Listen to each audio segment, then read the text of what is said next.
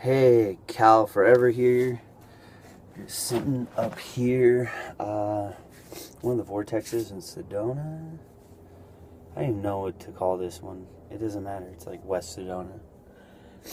And I wanted to talk about breathing in light or the organic electricity, facilitating that through the breath. But before we get started, we'll get into a nice tone, the atonement, to set the mood for this video.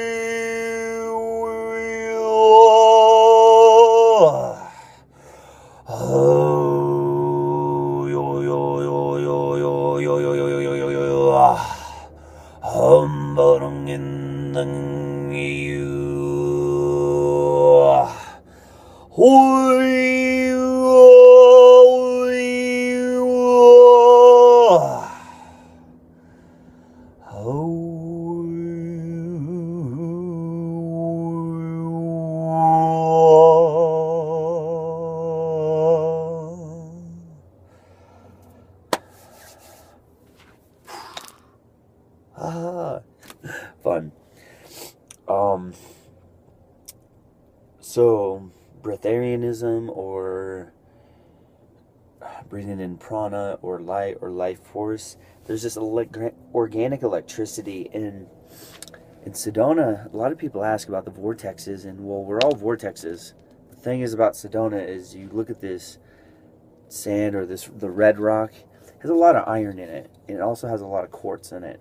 So it conducts and concentrates, which is already a ley line passing right through this area, but the way the stone is, it naturally conducts the organic electricity and concentrates it more in this area, specifically in the vortexes where there's huge geodes inside that I guess I'm speculating based on my heart. I don't really know, but that's just kind of my intuition telling me that.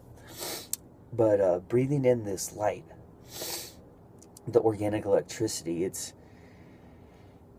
basically, we're going through this leap in evolution right now where our bodies are changing and allowing more of this light to come in, where we're vibrating at a higher frequency to receive more of this light. So the thing is when you breathe it in, and you may not be able to do it right away, but you just focus on breathing it in through the top of your head, out the bottom and into the earth, and connecting to the earth and the sky. And also sun gazing, definitely a huge one to help. You don't even have to open your eyes and look directly at the sun. You can lightly close your eyes and look at it. Just be careful because your eyelids are sensitive and you don't want to get a sunburn. But I recommend doing the HRM method of sun gazing and really letting in the light that way. It will really change you and heal you. Don't be afraid of the light. Don't be afraid of Father Sky. And the closest source we have to it, to the highest frequency of it, is the sun.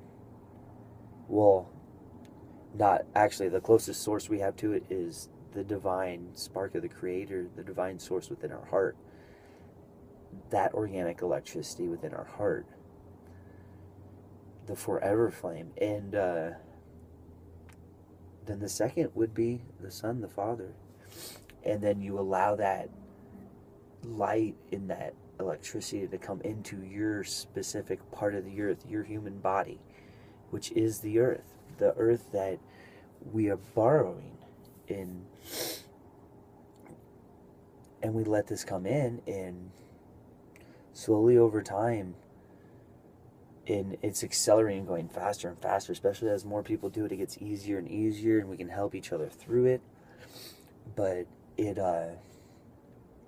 you don't need to eat as much, you know. But you may also get hungrier because your whole cellular, energetically, physically, emotionally, the whole thing of your whole entire body and your energy field is changing. And